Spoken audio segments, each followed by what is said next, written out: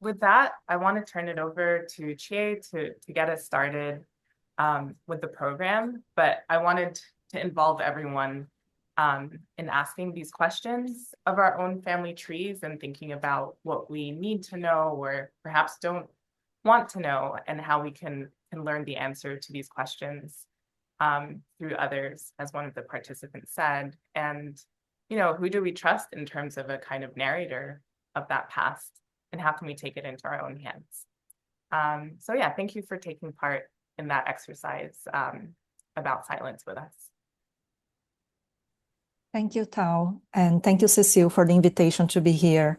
My name is Chie. I am a curator of global contemporary art at the Phillips Collection, and I have been collaborating with both Cecile and Tao for over a couple of years, I think, exchanging many ideas, having dinner parties, eating food together, and I'm really happy to be here. So I'm going to read their bios, and then they're each going to present about two artists each, and then I'm going to respond to those presentations with some thoughts and questions, and then we're going to open Q&A, question and answers to you. So the exhibition A Silence So Loud was organized by the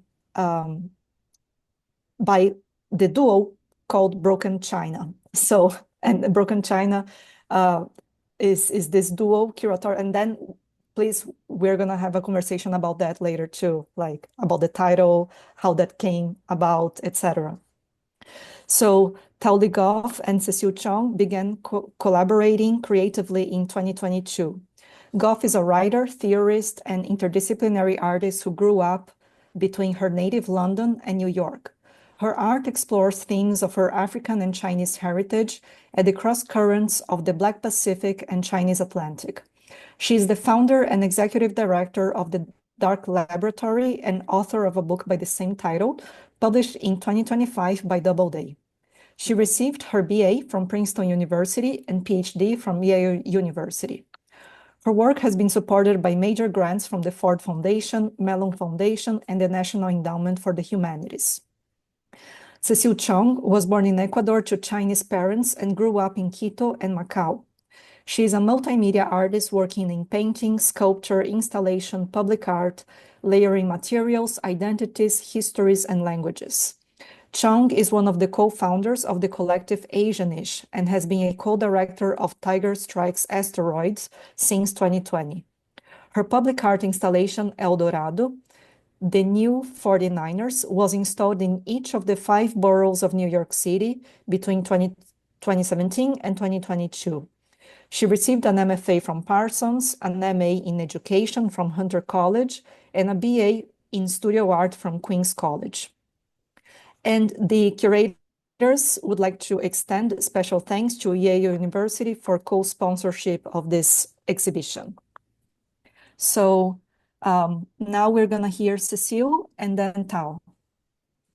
Okay, great. Yeah, actually, can we share our slides? Or Yes, do you see it on the screen? not yet. Is everyone else able to see it? I think you have to click on the top of Zoom. You have to click Leigh Goffe's screen. On the top of Zoom. It might be because there are 2 options. There's like webinar and Leigh Goffe's screen. And then I'm seeing Tao's screen.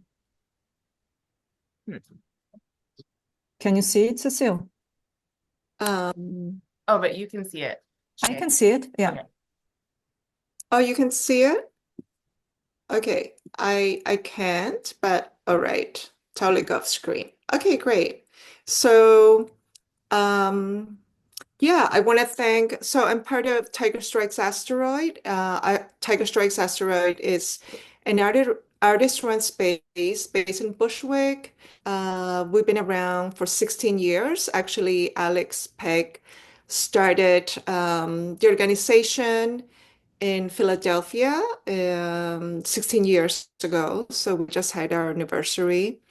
And then when he moved to New York with some friends from his college, they started Tiger Strikes New York. Tiger Strikes Asteroid, New York, and then we actually in 5 locations totally. We're also in Chicago, LA, where Alex is now, Philadelphia, Los Angeles, as I mentioned, but also Greenville, South Carolina. I've been there since the end of 2020, and I have the freedom. We are right now like 12 members, and what we do is that we sign up on the calendar year and we each take turns curating. So Tao and I met in 2022, and I had the pleasure to meet Tao through a friend, Andrea Chong, who I also want to thank here. And when Tao came to visit, we spent 3 hours together at the studio, and our conversation could still continue. So I love Tao's knowledge about migration, but also she's so passionate about ancestry. And I felt like, wow, finally someone that I can talk about these things. So right away, I invited Tao to curate a show with me at Tiger Strikes. And my slot was coming up like more than a year and a half. So this show has been almost 2 years in the making. Yeah. So we also went through many ideas of what our show was going to be. We visited different museums, shows. We talked a lot. We went out to eat. We're both actually Hakka, which is a minority group in China. So we went to a Hakka restaurant in Manhattan, Chinatown. And of course, the conversation of ancestry continued. Yeah, and then when we decided to start putting our show together, as I said, we have gone through many ideas, but at the end we decided to work on ideas of silence. So starting to talk about Tiger Strikes Asteroid, I also want to do a land acknowledgement that thanks to Jeremy Dennis, one of the artists in the show. He really helped us developing this land acknowledgement. So we acknowledge that Tiger Strikes Asteroid, New York is situated on the unceded land of the Lenape people, the original stewards of this territory. We recognize the enduring relationship that the Lenape have with this land, as well as the ongoing presence and resilience of indigenous communities in New York in the far future. We honor the histories, traditions, and cultures of the Lenape and indigenous peoples across Turtle Island. As an art space, we commit to fostering dialogue, amplifying underrepresented voices, and supporting the work of Native artists and communities. This acknowledgement is a step toward deeper understanding and responsibility. We encourage all who visit our space in Bushwick to reflect on their relationship to this land and to engage with the history that shapes our shared present. So, Jeremy, thanks again for this. So the next slide. Yeah. Tao, do you want to? Mhm. So I'll say a bit about the concept because it does expand on ideas that I've been theorizing about really from the time I was an undergrad. I was going to say during the doctoral work completed at Yale, where I did a PhD in American Studies. But even prior to that, I had been asking questions about what was missing from the traditional canon. So I studied English at Princeton University, and I really wanted to know about my history, so Caribbean Chinese history. And we're encouraged to do independent research at Princeton. So I began to answer these questions by finding fictional narratives about the migration of Chinese people to the Caribbean in order to unfold this history. And what I noticed is that letter writing was a kind of formal technique that a lot of writers were using and employing. And we can see this even more broadly across Asian diaspora literature. So you can think about texts like The Joy Luck Club. I'm thinking about The Pagoda by Patricia Powell, but often there's a kind of question of translation between generations in terms of speaking different languages, but also being separated by continents. So it was really beautiful in meeting Cecile, who was born in Ecuador to Chinese parents, to meet someone else who understood what it means to negotiate different continents together. So for me, it's Hong Kong and Jamaica. For her, it's Macau, Southern China, and Latin America. And yeah, it's just been a wonderful experience, as Cecile just mentioned, of digesting together. So eating is a big part of the work that we're curating and what we're bringing together at the table. So I love, Chie, that you mentioned the dinner parties, because gastropoetics is a big part of my work as a professor and a scholar, but also my work as an artist. So we're excited to share more about the culinary aspect of this. So the question of letter writing, which we asked you to consider engaging in, is also known as the epistolary form. And as a literary scholar, I wanted to also have us sit with the speculative. So this idea of not knowing, but writing in a way that was imagining. A lot of you in the responses in the chat talked about imagining these different ancestors. And I want us to also sit with the fact that sometimes we don't even know the names of these ancestors. We may carry one surname, one last name, but obviously there are hundreds and thousands of surnames that we don't even know, to be able to sit with those stories and what brings us to this present moment.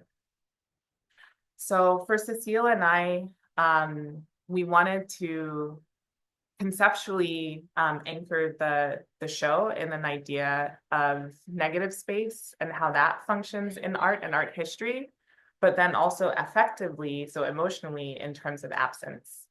I wanted to think about absence as a love language, to think about what is communicated silently, so maybe through food. This idea that you could receive an inheritance through food, through nourishment, that you didn't even know that you were receiving necessarily. So I feel this is a major theme within the Black diaspora and within Asian diasporas.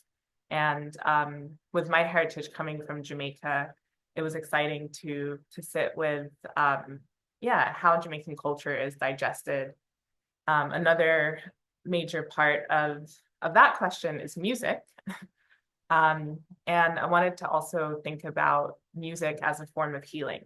So that's why we began with the selection from Tuan and with this lullaby. A lot of my work is about trying to think about how it is that colonial violence took place and it's ongoing, and yet there were certain things that it couldn't erase, that it couldn't steal. Among those, I think, are our recipes, but also our lullabies. So it was really powerful to have Jeremy Dennis, who is an enrolled member of Shinnecock Nation, write the land acknowledgement for us, because it's specifically about the question of those silences and what gets suspended in the past, but actually should be insisted upon as part of the far future. So that was really significant for us. We found with the 4 artists who are part of the show, Tuan Andrew Nguyen, Jeremy Dennis, Johann Diedrick, and Sim Chi Yin, that there was a common thread in terms of militarism, ongoing colonialism, and the matter of violence, but also of unexpected alliances, and a sense in which a descendant of these histories was trying to piece together what it is that took place. So it was really incredible to bring together artists of Black, Indigenous, and Asian heritages, such that we were able to analyze French colonialism, US imperialism, and British colonialism.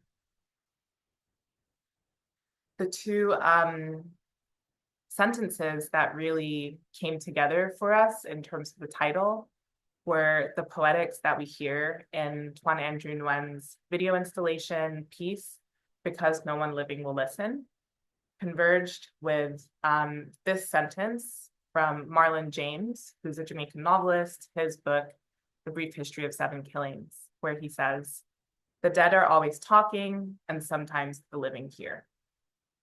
So we opened up with that speculative moment of contemplating letter writing in order for us to consider what it would mean to tune into what it is that the dead are always saying, and what it would mean for us to listen as the living versus to hear. So we hope that you will see the show, which is closing on Sunday, the 13th. And we also hope that it will have many lives after this, and that we want it to travel globally. So if you have an idea for a city where you find that this is relevant, our concept for A Silence So Loud is that it will pivot on Nguyen's video installation, Because No One Living Will Listen, which is a 2-channel 13 or 11-minute production. And what we'll actually do is look for artists site-specific to the location as part of our concept and method for this show. So we really welcome suggestions in the Q&A for artists that you know of who are tuning into what we're calling the rebellious lower frequencies of ongoing battles for sovereignty. So you heard a bit about my background, but we can talk more in the Q&A about what it means to have one's curatorial debut. And I'm just so glad that Cecile asked me to co-curate with her the first time that we met, and I'm not regretting saying yes, even though this is not my primary job. Maybe it will be, because it's just been such an incredible, enriching moment to bring these artists into conversation.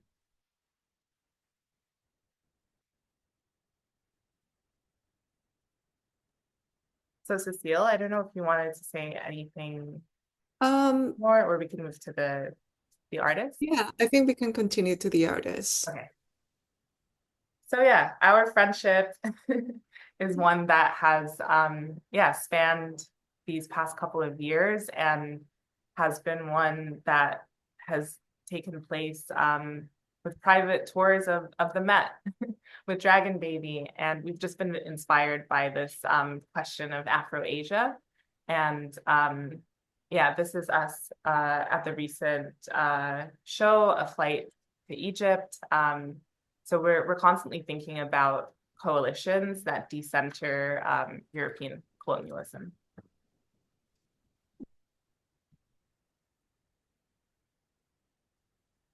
So the last picture really speaks to the matter of collaboration.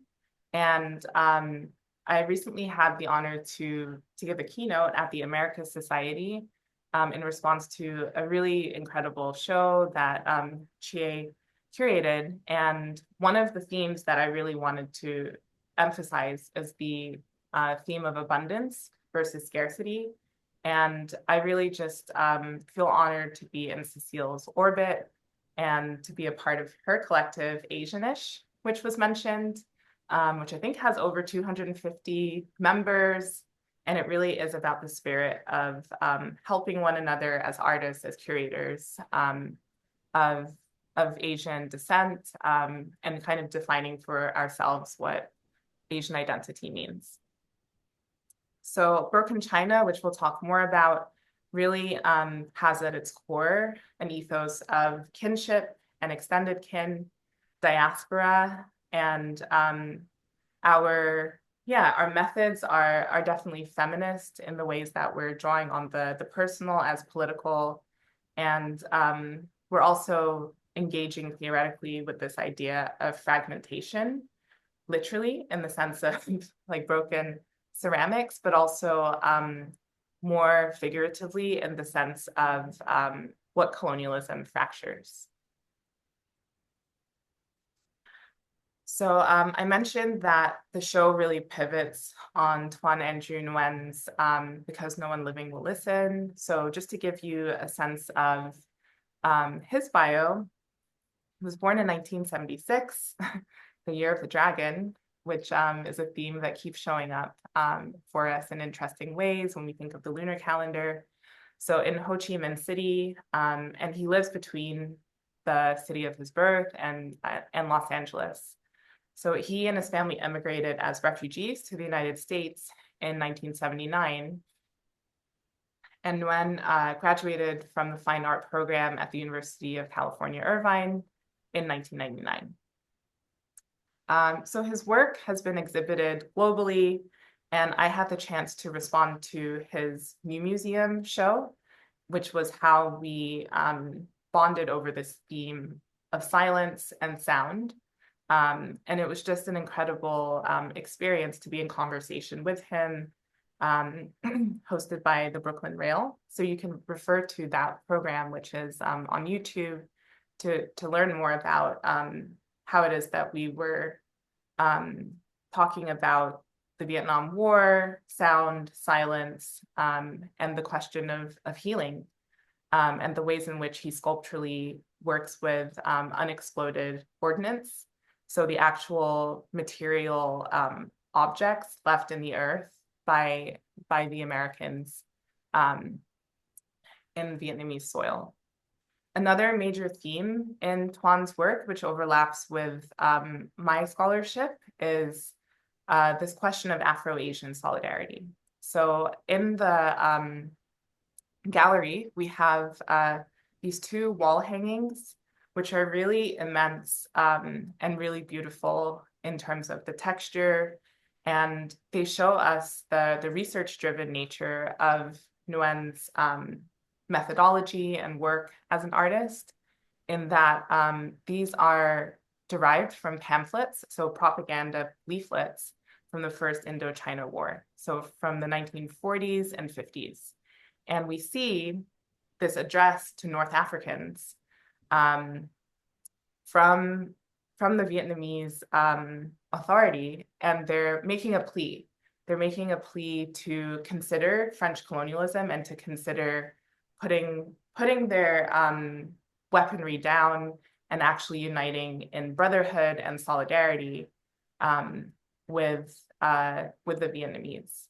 So we also see that the leaflet is translated into Arabic, and it was really special with our team of interns from Yale and from Hunter College that one of our members, Noor Daragi, who's from Tunisia, was able to translate this for us and was able to think about what was actually embedded in terms of this kind of plea from Vietnam to Morocco against French colonialism, and also to think about how it is that we define propaganda. So this really beautifully pairs, as it's intended to by the artist, with Because No One Living Will Listen, which, as I mentioned, is a 2-channel video installation. And it's co-produced and written by Habiba, who is the main character of this narrative. She's Vietnamese and Moroccan, and she writes a letter, a speculative letter, to her father, who has died, who was from Morocco. So she wants to know about these kind of wounded intimacies and who was left behind during these different wars, and to talk about a whole generation of children who were born to Vietnamese and Moroccan parents who've been kind of left in between the two countries. So we wanted to sit with that sense of longing. So in this part of the gallery, these artworks are able to be in conversation with one another. Yes, great. So Jeremy Dennis is an amazing contemporary fine arts photographer. He was born in 1990 in New York. He's an enrolled tribal member of the Shinnecock Indian Nation in Southampton, where he lives. And he's also the lead artist and founder of the nonprofit Mass House, which is also a BIPOC art studio on the Shinnecock Reservation on Long Island. So if you have a chance, make sure that you visit. It is an incredible place. In Jeremy's work, he explores Indigenous identity, culture, and assimilation. So we can go to the next slide. So the three photographs that we included are part of a series called Rise. It is an ongoing series. I think he started maybe around 2018. And here, Jeremy explores the deep-rooted fear of Indigenous resistance in the US, a fear that was born from violent histories like the Pequot Massacre and King Philip's War. But rather than disappearing, Native communities have survived, often invisibly, despite the centuries of colonization, displacement, and cultural erasure. Using Zambi as a metaphor, Rice flips the script. What if the true horror in American culture isn't the undead, but the idea of the indigenous resurgence? Drawing from history, pop culture, and Noam Chomsky's ideas, the project blends discomfort and storytelling to confront how indigenous people have been misinterpreted and how their survival challenges long-held colonial fears. So here, the gory Zambi figure is replaced with the image of the American Indian, whose mere presence has historically been a source of terror. So in the end, Rise isn't about predicting conflict, but about revealing the persistent unease colonialism left behind, and the strength and sovereignty of those who have endured. And we can see the next image, which is a close-up of the three. The one at the top left is Nightmare. The one on the bottom is called Door Prop. And the top right is called Signal. I was very pleased to find out that the figure on the top left is the photographer himself. So that was a lot of fun. We actually had to ask him to make sure, but it is Jeremy. Yeah. Yeah, and it is really lovely that Jeremy and Johann are local to New York. We wish all of the artists could be here, for the opening and closing, but they will both be a part of the closing ceremony on Sunday. So definitely come through if you are local and want to learn more. So our third artist, Johann Diedrick, was born in 1986 in Plantation, Florida, to Jamaican parents who migrated to the US. And they inspired in him a passion for the mechanics and theory of sound technologies. So with our theme of silence, we were very excited to have a sound sculpture that's actually interactive in the sense that it's influenced by the sun, which comes through a skylight in the gallery. So we can talk a bit more about that. But yeah, Johann's practice is multimodal. He had his theatrical debut recently, which Cecile and I had the chance to be audience members at. And it's just been a very collaborative process being able to curate artists who are so much engaging with multimedia. So Johann's piece, Sirens, was first made, and it's part of a series from 2017, and it's composed of solar-powered analog noisemakers, bulbs, and electronics. So it hangs delicately from the ceiling and almost activates the second piece, which he describes as a kind of portal. So we were interested to learn about Johann's relationship with his father, who has a deep knowledge of electrical engineering and creating sound systems and radios.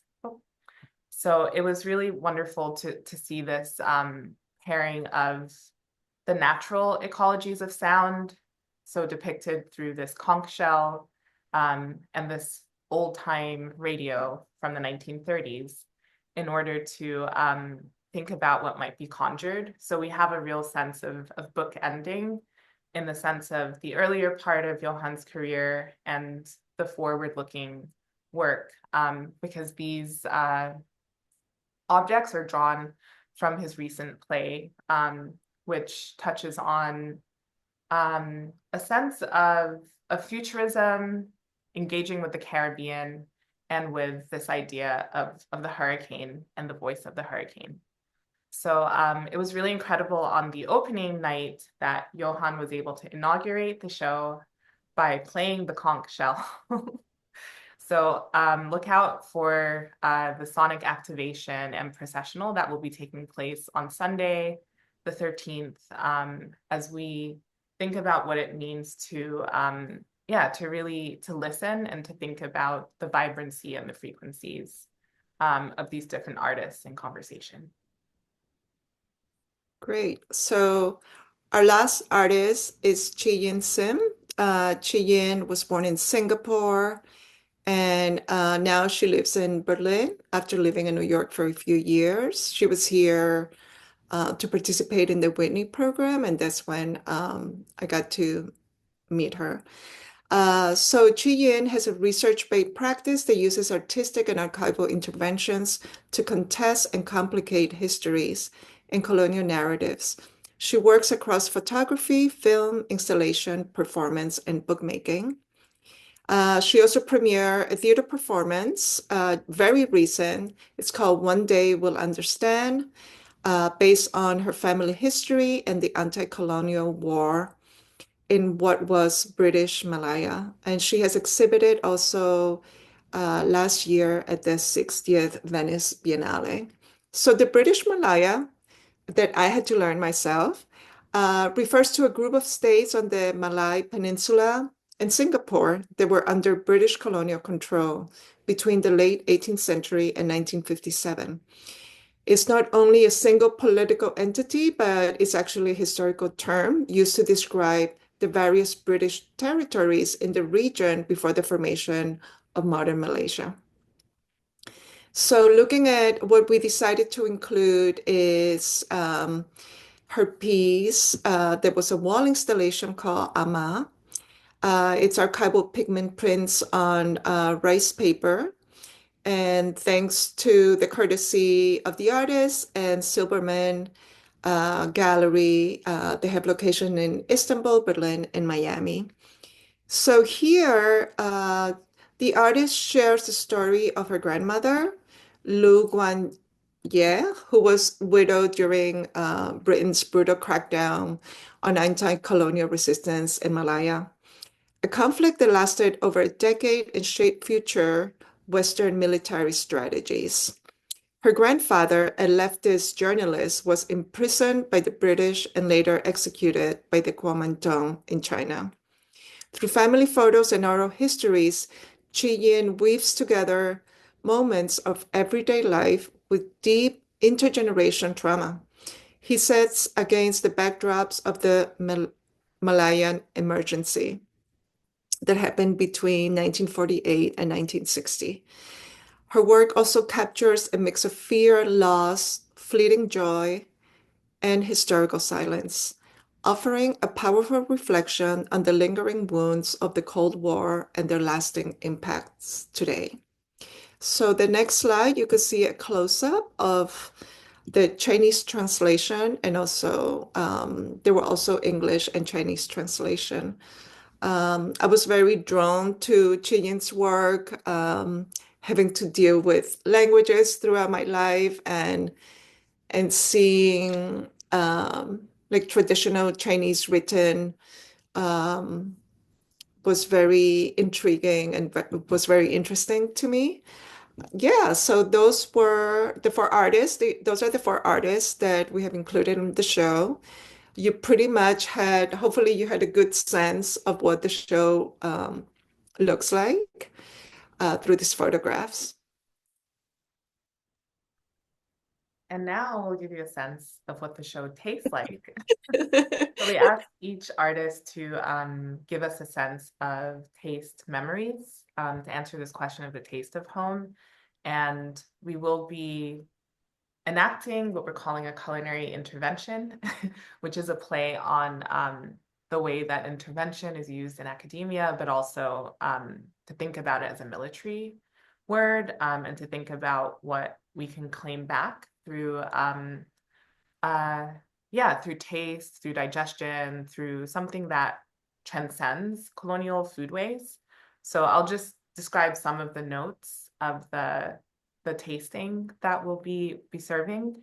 And we're collaborating with a chef named Cody Moy and her partner Adriana, who are bringing some incredible techniques into the mix. So we'll have notes of curry, so Jamaican curry powder, macroot lime leaf, toasted coconut, callaloo, black pepper, Scotch bonnet, ginger, garlic, lime. There will also be allspice in the mix, candied squash. We wanted to think about the rotation of crops in Native American agriculture, so the Three Sisters. But we also have pandan as a way to really speak to Southeast Asia with two of our artists coming from that part of the world. We hope that you will eat with us. There are still a couple of tickets remaining for the culinary intervention, but we'll also be having a free event, so the closing toast, where we will be serving palm wine. So the bottles just arrived today from Ikenga Wines. So a special shout out to the founder, Onye, for sharing this this libation, this offering to really bring bold notes, as he's described them, with this particular blend of palm wine. So it was fascinating just talking with his team today to learn about these traditions of brewing and fermentation that take place in West Africa, where part of his family is from, but also in the Philippines and also in India. So again, we're bringing together African, Asian, and indigenous techniques and really thinking about the silence of fermentation and digestion and the kind of power and healing in that. So as much as we'll be listening to the bubbles of the sparkling palm wine, we'll also be listening to a sound bath that we'll be producing, and we'll give a little preview of that towards the end of today. But we look forward to your questions so we can share more about how it is that we're engaging sensorially, because we feel like there's a lot of optimism in really thinking globally and bringing all of these different cultures and traditions together.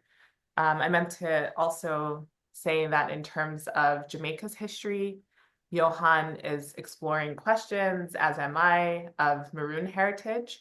So really thinking about sovereignty, thinking about translation. So the Maroons in Jamaica speak a language known as Coromantee. And we both sat with the question of what it means to hear these whispers of this other language in Jamaica, but to not know the vocabulary of it and not to know where that stands in terms of one's lineage, because folks who are indigenous have always had to protect themselves. So being off the map, kind of having a sense of opacity, has been as much about protecting the future as it has also been about maybe unintentionally keeping secrets from that future.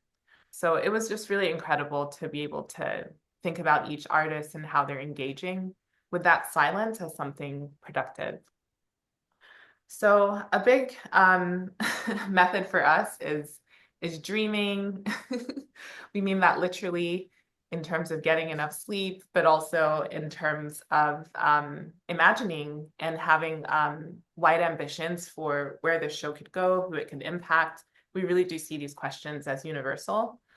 So it was great to hear from you that the time periods that you're thinking through are the civil rights era, McCarthyism, the transatlantic trade of enslaved Africans, and more. There are plenty of ways that we can ask these questions, looking at different historical moments. So we hope that the exhibition will travel over the coming years. And as I mentioned, we want it to be site specific. So it would be responding to the local ecologies, to the artists who are there, and will organically come together in ways that will influence the palette of the culinary offerings, because we hope to have a dinner as part of each exhibition, as well as a sonic activation. To document all of this, we would love to be able to produce a catalog, really diving into the kind of theoretical questions, but also the deep sense of research that each of the artists has undergone in terms of what they have produced artistically. So we're really thankful, to all of the many partners involved, to our team of interns from Yale University and Hunter College. We're thankful to Oscar Leon Bernal, who is a local restaurateur, for engaging with us in the thought process of how to engage with the community of Bushwick. So it's really important to us as an artist-led gallery and exhibition that we consider the role that art plays, especially when it comes to gentrification and to not being extractive, but rather supporting local businesses. So we can talk more about that ethos, but these are just a few of the names on the screen of people who have been really critical to bringing this together. So these are our different co-sponsors. It's been really great to support and be supported by Asian American beverage companies, Black-owned beverage companies, as I said, local restaurants, and also publishers that focus on translation, since it's a major theme in our show. So we'll actually be giving away a few titles at the closing ceremony. So definitely come if you're interested to read works by authors from Suriname, from Southeast Asia. It's really incredible what Tilted Axis Press is doing to bring these works into circulation. And they have really beautiful covers, including this one, which is designed by one of our artists, Sim Chi Yin. So maybe Cecile can say just a sentence or two about another offering for those who will be there on Sunday. Well, yes, Tao. It was actually Tao came up with the idea that she also thought of having an offering and also something concrete that came from the show. So I learned about risograph, and so I actually congratulate Tao for her curatorial debut, because don't you guys think that she's a natural curator? I think so too. Especially because Tao thinks is in such an expansive way. But part of this risograph contains our mission, also contains recipes, also what is yet to come in terms of activation, inspiration. I was also able to excavate and think about my own experience as a restaurant kid. Love that. I didn't know that there was such a term, but so the photo in the middle with the little girl with a white purse, that was me at 3, that I I just decided to look at my archives and I found this photo of me in my mom's restaurant in Quito. Yeah, so we're also thinking about porcelain and blue and whiteware a lot. So this image and this takeaway really represents a way of thinking right now and the direction that we want to take, and what our intention and what everything means to us at this point. Yes, and it's designed to look like one of those old airmail letters, because Cecile and her mother in Ecuador were so instrumental in translating a letter that I found from 1977 from my great-grandfather's daughter, who he hadn't seen in 50 years.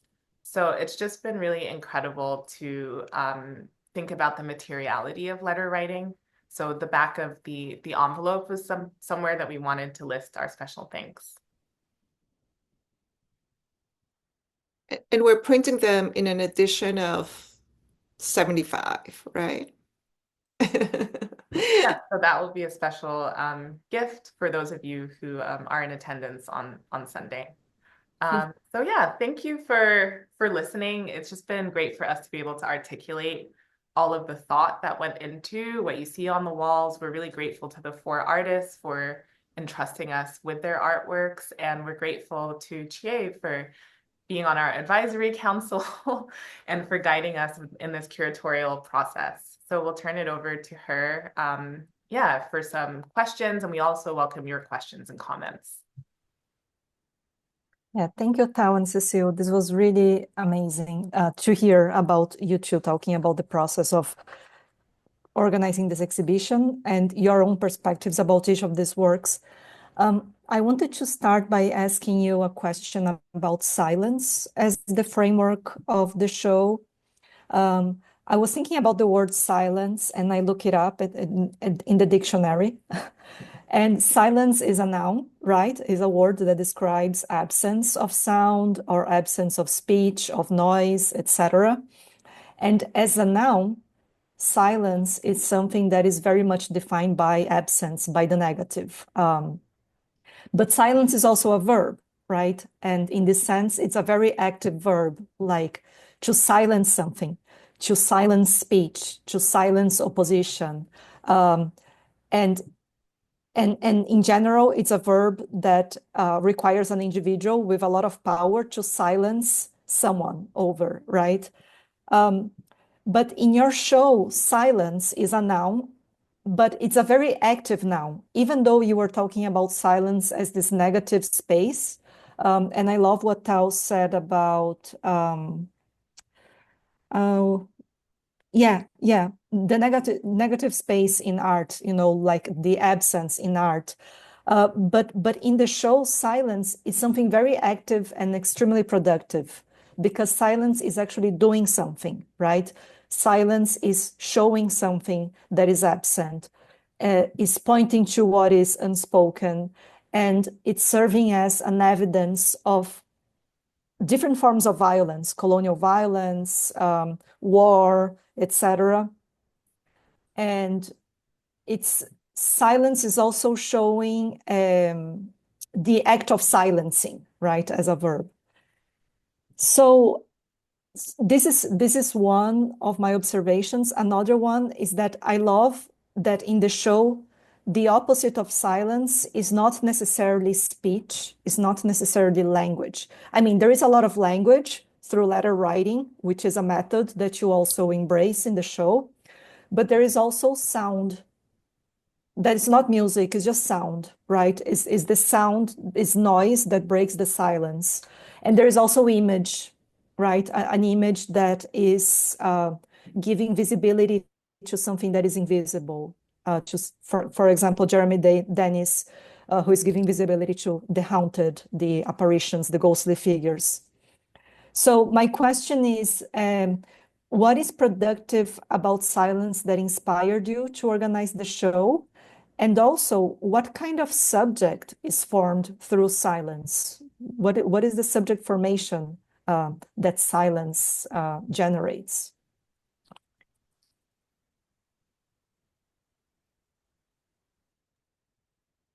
Thank I you, think Becky. That's so rich. So thank you for sitting with our conceptualization. Yeah, Cecile, were you gonna say something? Yeah, I was going to say quickly that as an artist, I see this as like silence as like a trigger for action, um, which is um, really a trigger that makes you act and wants to investigate, and silence as an ignition, actually. Um, at least for me, when I think about silence and what would be the opposite of it. Yeah. I really love that because I think what is in the background is this question of the militarism and military histories.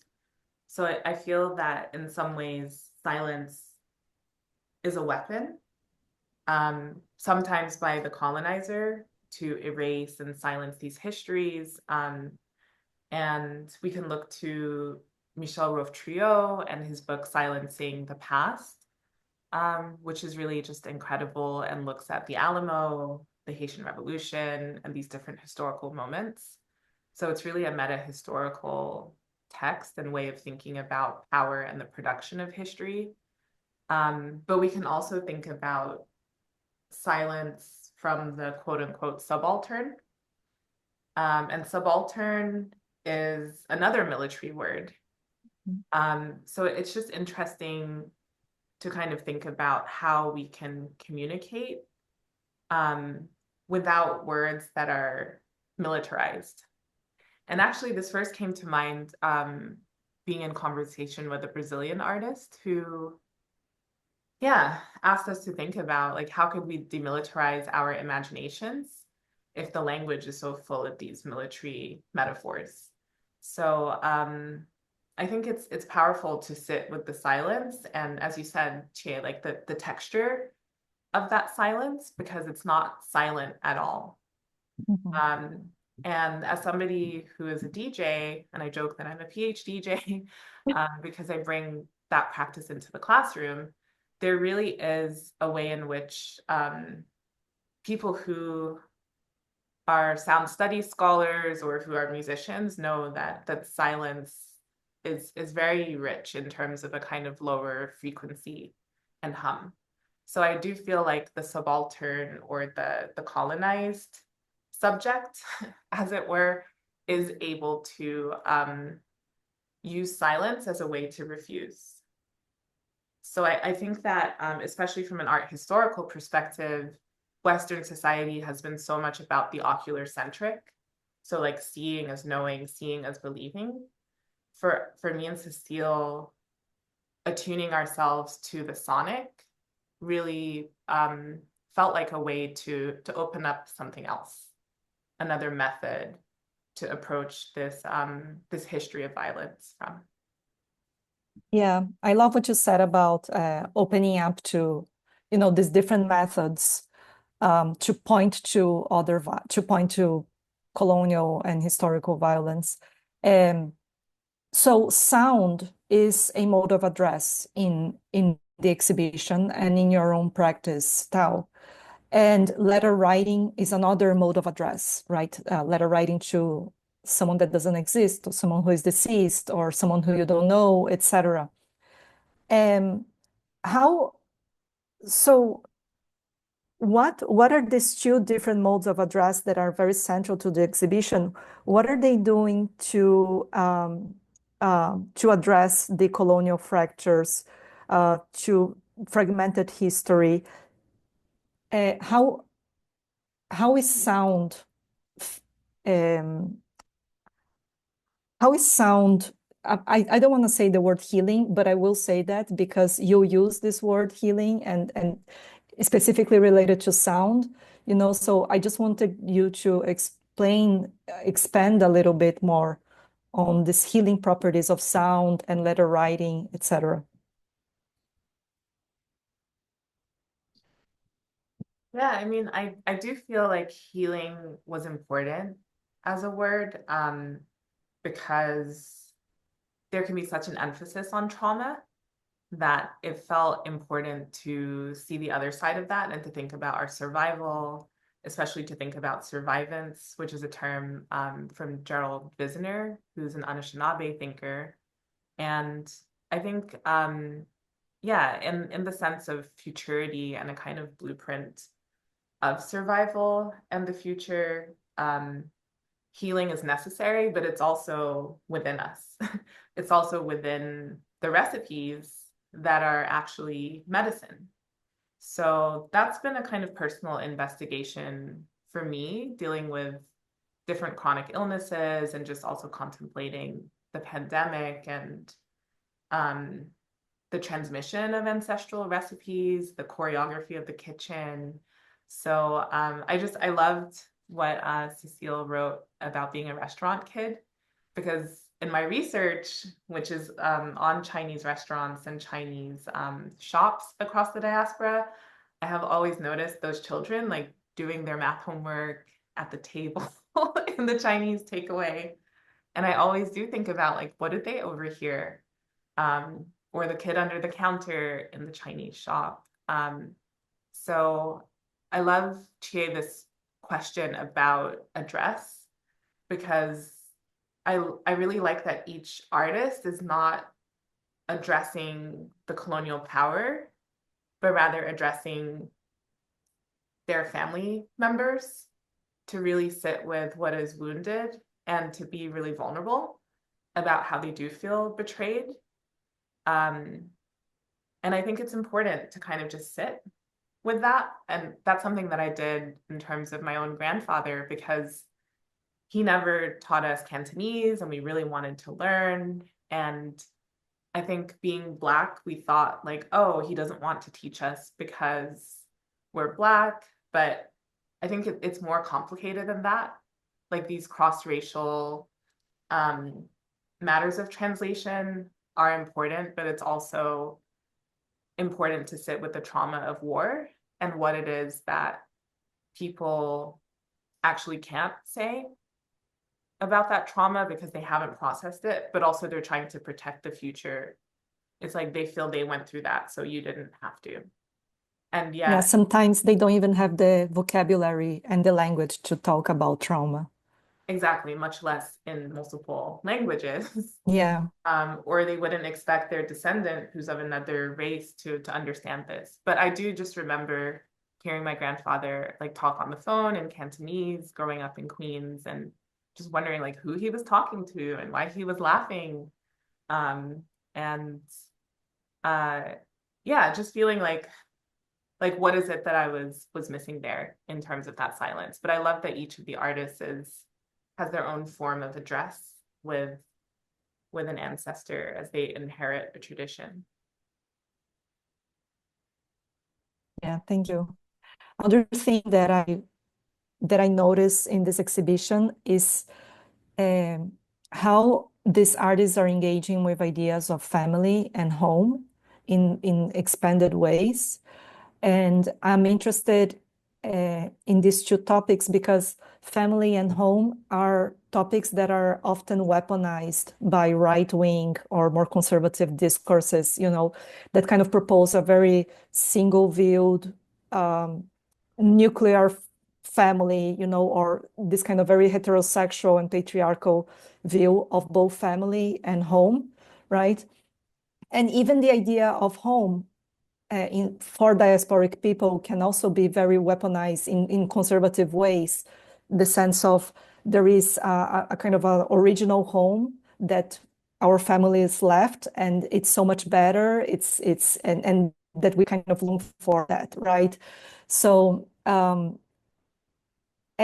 the artists in the show, they are bringing a lot of complexity to this. For example, Tuan Andrew, he is considering family as friendship and kinship, specifically like kinship between people of Vietnam and the Morocco, because they share experiences and they are addressing each other, and they they are inviting one to fight like side by side.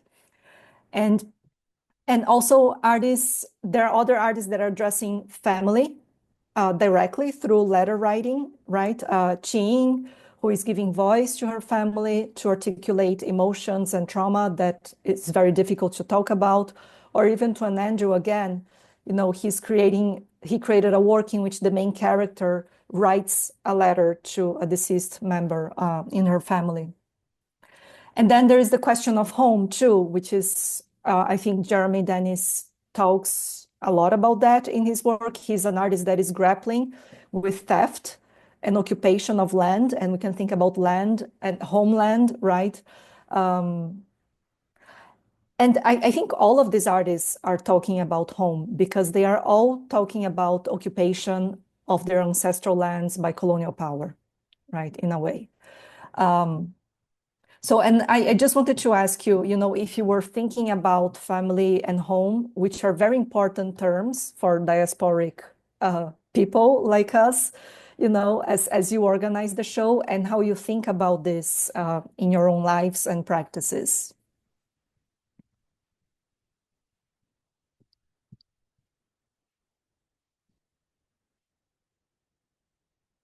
You're I muted. think you're muted, Cecile.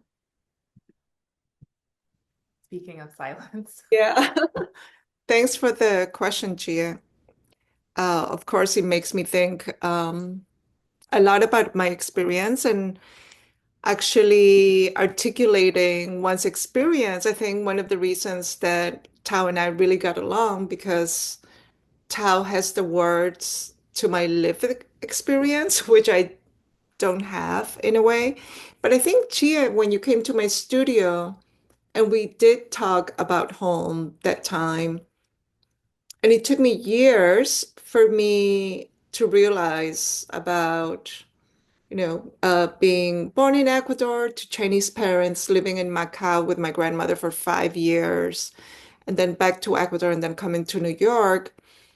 Like for a while, we say, "Oh yeah, China's my home," but then I'm like, that is not really. Ecuador is my home too. So it took me many, many years. I would say less than 10 years ago, I really learned to say that China is my ancestral home, Ecuador is my childhood emotional, psychological home, and New York is my art home. So I feel that looking at everyone's work in the exhibition, I connected in different ways when it comes to family and the connection to home. So let's say with Jeremy, I really connected with the growing up in Ecuador with, the indigenous having such admiration and connection to native Ecuadorian people. And also not being taken to museum, but going to the native market every 3 months and seeing their material, how they transformed, how the artisans transform material. And I was really in awe of their ability and transformation and how creative they were with the material. So for me, these artisans were really um, my favorite artists, and I still describe to them as my favorite artists. So I had that really strong connection seeing Jeremy's work. Um, with with Chi Yin's work, the letter writing really, really got to me. Those 5 years in Macau, it was all about letter writing to my mom. We didn't have a telephone, so we depended on letter writing for 5 years. Every month, one letter would come, the other one will be sent out. Um, yeah, and what I wanted to say about food, also the concept of home, I always think about and Tao is so into food and the gastropoetics that I just love it so much, and also makes me step away of my comfort zone to like organize and expand. But I always thought that what we had in our childhood that really becomes our home for our taste buds. So what we had in our childhood is really your soul food when you grow up. Like you would always look for those flavors. Um, so when I think about ideas of home, that's what it makes me think about. And also seeing familiar images, Tuan's video, like there's that um, knowing, not knowing, the familiarity, but then the familiar and the not familiar, that there's that tension. Yeah. I love the answer because I think when I first met you, Cecile, you did tell me about your art home, and I feel it's such a great articulation of multiple homes and hometowns. I was born in the UK, which is the heart of the empire. Even thinking about, the US as seeing itself as having been liberated from Britain. There are many layers there, and ways to understand US imperialism, especially sitting with Jeremy Dennis's work and Shinnecock Nation, but also the role of the British there, the role of the British in British Malaya and Sim Chi Yin's work, and the role of the British in Johann Diedrick's work in relation to Jamaica. So I definitely most closely connected to Johann's work, being I guess, daughter and granddaughter of Jamaica. And I've often thought about this relationship of diaspora, maybe as one where Jamaica doesn't belong to me, but I belong to it. Um, and yeah, I think that each of the artists really is grappling with home in ways that deviate from this like fascist sense of home that you're talking about, that deviate from how the far right talks about family values as if it's something that they can own. And I find it just so radical and anti-colonial what each of the four artists are doing. And they're from these disparate geographies, these different empires, but they're all approaching the question with this kind of radical intimacy and vulnerability that makes me think about statelessness um, and what it means to be uprooted from home. And I feel that maybe the reason why we have started Broken China, Cecile and I, is because we're reckoning with, yeah, our Hakka ancestry, which we didn't know we had in common, but has really bound us together in terms of what it is that we don't know about what it means to be Hakka, but what it is that we understand about the current Chinese state and the place of minorities within that society. So to think about silence is also to think about who gets excluded, who disappears, who's at the periphery. So we're really attending to that question of the homeland, and even the question of what it means to be Chinese outside of China, because to be Hakka is almost to not be considered Chinese. So at least for the Jamaican Chinese, it's like the first time that they became Chinese was in Jamaica, and being the only Chinese there, though they were a minority, they become the majority experience of defining Chineseness. So I feel like we see that theme through each of the different artists and the way that they're addressing this relationship to land. One of our big questions is about settler colonialism and if it's possible for there to be place without settlement. So for the Hakka, and Hakka means guest dweller, there's been a nomadic sense of moving in relationship to the land for centuries for our ancestors. And I think it just gives us a lot to think about in terms of movement as a method. So that's what excites us about this show, traveling and really disturbing notions of purity and nationalism. Thank you. So we have 4 minutes left. Should we do one final question, a little bit more direct, or open to Q&A? open We to the can audience? see if there are questions in the Yeah. chat. Let's see. But yeah, thanks everyone for being on the line with us. It's really a joy to have put all this energy into creating this group exhibition, and then to actually reflect on, yeah, the years that have culminated in this show. I do see some familiar names and faces on the list, so thank you for being here. Yeah, it really means a lot.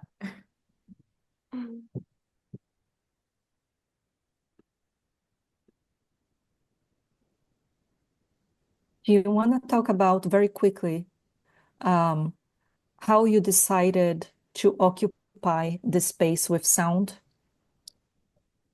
Sound being something very invisible, right? But it occupies a lot of space.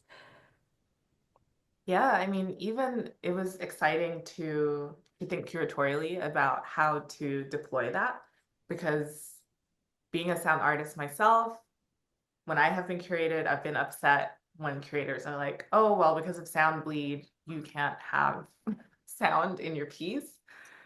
And I'm just like, but I'm a sound artist. How can I not? How can you contain my sound?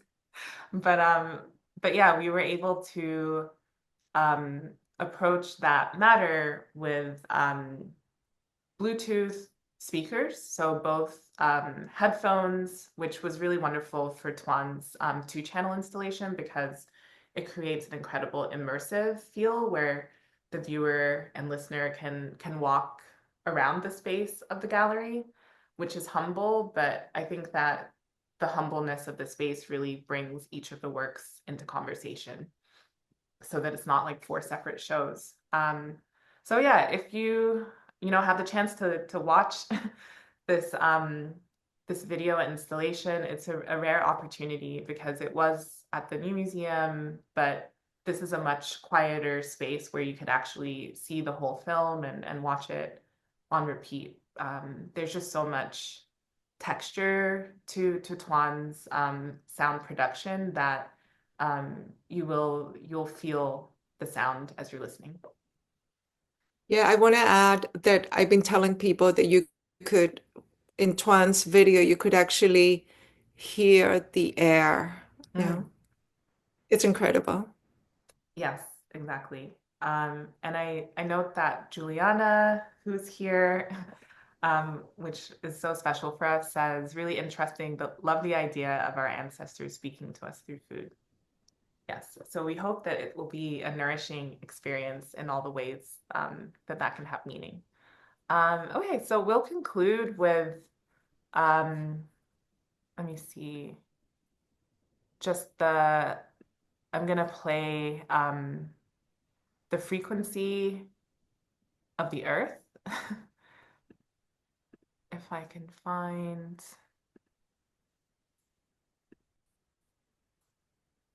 where it is. Okay. Hang on one second. Because through working with Juan's art, it was incredible to learn that the earth has a frequency.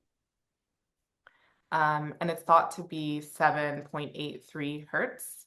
So yeah, thank you everyone for being here.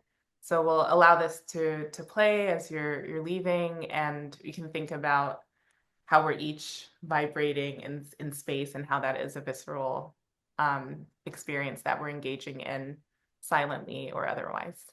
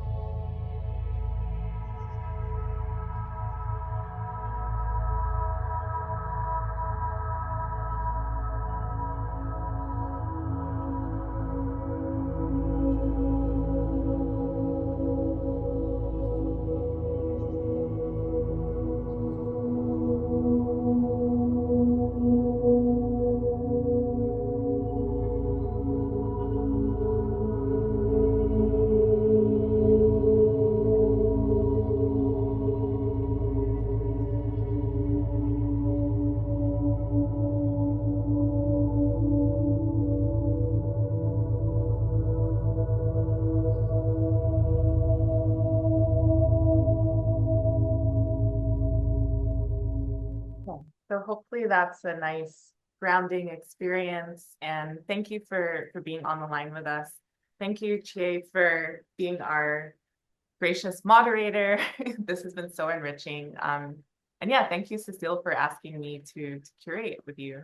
Of course. We're only just beginning.